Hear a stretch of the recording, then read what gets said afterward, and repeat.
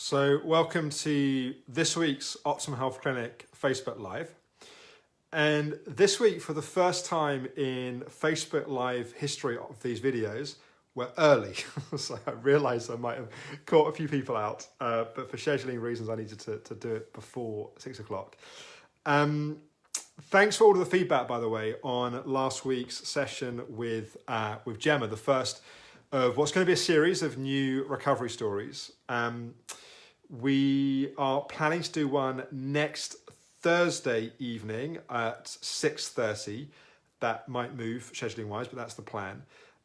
We then have a couple more scheduled in December as well. So I'm glad that people have been enjoying that format, and we're certainly looking to expand and do more of them. This week we're back to the usual format, and this is a video that kind of draws on some things that I've already said a few times before in different places on these Facebook Lives. It's exploring the C word and the S word. And for some reason, when I talk about this, people conjure up words which are inappropriate and not what I mean.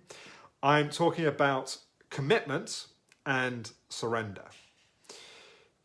Both hugely important qualities on the recovery path. Both require practice and cultivating it and shaping. And actually remarkably challenging to use both of these qualities together and to be able to kind of discern which one's appropriate where and when. And different people will tend to have a more natural ability towards one of these. So for me, prior to getting ME chronic fatigue, I wasn't particularly someone that was driven or had a great deal of commitment towards things. But I then kind of discovered that if I wanted to get out of the situation I was in, the way to do it was to use my absolute commitment to finding a way out. And that kind of became almost like an obsession over the years, and actually was in many ways one of the major things that I would change if I had my time again, let's say. I would go more slowly and more patiently, and I would have cultivated more surrender, although it was something that I was also practicing and learning to do. Interestingly, commitment seems to be a bit of a double-edged sword on the recovery path, because many people get sick in the first place because they have too much commitment, or they have commitment applied in too many places, or they have commitment without checks and balances of when it's actually appropriate to say stop, or to say no, or to take some space from something. So commitment is it's a very powerful quality to have, but it's something that used in an unbalanced way will lead us to being unbalanced in our life. In a sense, surrender is almost the exact opposite.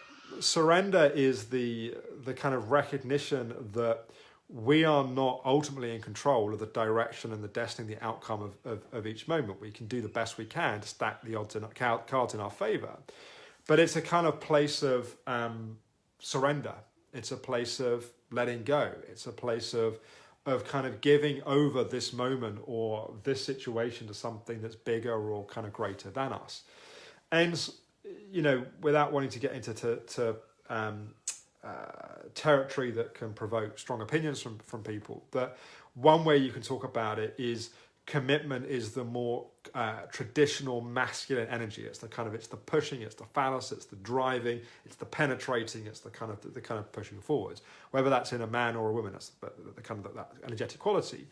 Surrender is the more kind of feminine. It's the receptive. It's the nurturing. It's the holding. It's the receiving. It's the allowing in of something. And so that quality is as important for many people. It's the more important one to cultivate on the recovery path, because it's what invites and allows being in a healing state. If we are surrendered to the moment and we are kind of allowing life to kind of move through us and happen to us, what that's cultivating is a space of spaciousness and mindfulness and acceptance.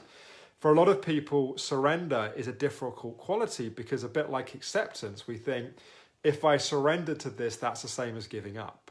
And it isn't. Surrender is actually, we can be surrendering to something with absolutely still having commitment towards moving forwards in an outcome and a direction that we're going in. But it takes practice and it takes courage to learn to surrender and to let go and to allow, ourselves to not know the next step or not have the answers. So we need both, and we need to cultivate the wisdom and the kind of the awareness to recognize what's appropriate in any given situation. Sometimes we need to give ourselves a stern talking to and say, do you know what? You've not taken your supplements for the last 2-3 days. What's the point in spending all this money on supplements and consultations and not giving yourself the benefit of what you're investing in? Or we recognize we need to be spending time using stop process or doing meditation or whatever it may be, and we're not doing it. And we need to cultivate the practice of commitment and discipline to do it. And other times we are holding those things too tightly with too much intensity and too much push. And we need to allow ourselves to step back, to let go, and ultimately to surrender. Now, the piece here that I think is particularly important that I wanted to convey in this video is that the quality we think we most need in a particular situation is sometimes the exact opposite of the quality that we actually need. And let me explain that. If we are someone who relates to the world through kind of pushing, driving, commitment, having to make things happen, then we will tend to think that things not progressing and moving forwards is a result of an absence of commitment and doing. Therefore, we just need more of the same. If we're someone that is cultivating surrender and we're almost seeing commitment as being kind of, that's unhealthy, that's pushing, that's forcing, I just need more acceptance, more surrender, more acceptance, more surrender. Actually, the thing that we need may be the opposite. So we tend to want to keep doing more of what's familiar because it's familiar and because we're seeing the world through the lens of that perspective, and what we get, what we look for, if that makes sense. So if we're looking for all the reasons why we need commitment, we'll see all the places and reasons we need commitment. If we're looking for the reasons and places we need surrender, we'll see all of those.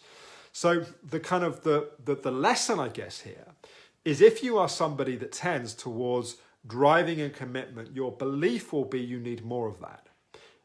It may be you need the opposite. If you're somebody that's been cultivating a lot of surrender and acceptance and that's become what's familiar, it may be that what you need at this point is the opposite. Now, obviously, it's not always the case, and it's not the case that everyone here that's committing needs to start something more surrender, everyone here that's surrendering needs to do more commitment. But when we fall down in a place where we say one is massively more important than the other, we may be caught in an unhelpful trap. That isn't to say that sometimes it is the case that we need a lot more, like it's a pendulum, right? We're too far up here and we need to swing back to here to then find the point of balance. So sometimes we need to go to an extreme of one of these two qualities, but both are healthy and both are important. And if you look into the world, you see, again, different qualities in the workplace, in family, in parenting. Like taking the parenting example, traditionally, father has brought a set of qualities and mother's brought a set of qualities. Now, obviously, in the world we live in these days, we have a much more sophisticated interpretation, and one parent can bring both qualities, you can reverse qualities, lots of different ways that it can go. But nonetheless, children need that quality of, you can do this. Like they want to climb the tree, you can do it. You have what it takes to do this. And then, inevitably, dad gets carried away or mum gets carried away, kid falls off and hurts himself. Need the surrender, need the love, need the tenderness, need the quality that says, you're okay, I've got you, I love you, it's going to get easier, it's going to get better. We need both. We need the kind of the force and the drive and the kind of coming into the world to do things. And we need the surrender and the nourishment and the holding. We will tend, if we've burnt out with too much commitment, we'll tend to have a belief that commitment is bad and wrong. And so that there's a kind of tendency to demonize certain qualities, and that's often not helpful. It may be unhelpful at a particular point in time, but ultimately we need the different capacities, the different qualities. So I hope that's been useful. Thanks everyone just for the comments. I just see a question that Jane's just posted, so I can press the button to read it without pushing it out. Why do you say that overcommitment is the reason we get ME/CFS? Yes, it can be a significant factor in coming down to lots of conditions. but it's too much to say this is so strongly. You've been careful to point this out previously. I worry there's too much of blaming patients and deterring to the useful biological research going on. So I think it's a good opportunity to, thank you, Jane, for the question, a good opportunity to make a key point. When I talk about overcommitment, my point is not that people get ill through being overcommitted. My point is that if we're getting feedback from our body, one way to respond to that would be at the early stages of getting signs of fatigue or symptoms to stop and to make that incredibly important information and listen to it. Some people may do that and they may therefore respond to that in a certain way. Others, if they have achiever tendencies or kind of driven patterns, will override that feedback for years. And that's what will compound the situation. We talk about an analogy of loads on a boat. That's what will stack that boat with too many loads and too much stuff, which can be a factor in gradual onset ME chronic fatigue. There are some people that have sudden onset, and it's specifically a viral, even if there are predisposing factors, there's a major viral trigger that, like, for example, Lyme's or something that pushes somebody over. So, you have to forgive me when I have 10 minutes in a video to talk kind of in broad strokes and talk generically. But I do think that achiever patterns and pushing plays a factor, not because it causes someone necessarily to be the factor that they burn out and get sick, but it's the piece which makes them ignore for too long information. So there's then additional loads that build on the boat before we get to the point of actually seeking help and responding to that appropriately. It's not true in every case. It's true in a lot of cases. And if you're listening to this and it's not true for you, then it may well not be true for you. But what I would say is that nonetheless, on the recovery path, we still need to cultivate these qualities. And even if someone has something which is 100% biological in origin, which certainly happens sometimes, most of what I cover in the more psychological version of the Facebook Lives, and we are looking to bring some more nutrition, functional medicine pieces into these sessions into next year. But even then, most of the principles I cover are still relevant and still helpful, because even if someone's got a broken leg, entirely physical piece, still need commitment to do rehab and do physio, still need surrender to take it easily and be patient. And that's true for a lot of the pieces. So it's a thank you, James. It's an interesting point that I think a few people have made, that these Facebook Lives are very psychology oriented. And why is that? There's a couple of reasons why. There's one which is a bit of a lazy answer, which is that it's I'm the one that's kind of familiar with using the technology and practiced, I guess, in producing kind of short form content. And my background is more in the psychology place, but also it tends to lend itself better. And we have been talking internally about how do we do some more functional medicine, nutritional therapy based Facebook Lives. The difficulty is that it's much more specific, the advice that's helpful for people there. And what we found in the past, when we've gone too specific, loads of people then go and buy a supplement they don't need because it was mentioned. So we're still exploring how to talk about things in generic ways that are constructive and useful. So that's just a bit of context of why there's an overly psychology focus sometimes in these videos, which was a longer answer, I know, than Jane was asking for. Thank you, everyone. As I mentioned at the start, hopefully we'll be back. I think it will be Thursday evening next week with a recovery story. And yeah, feel free to share your questions and comments under the video. Let us know where you are at with commitment and surrender. It'll be great to hear people's thoughts. Thanks for watching. Bye-bye for now.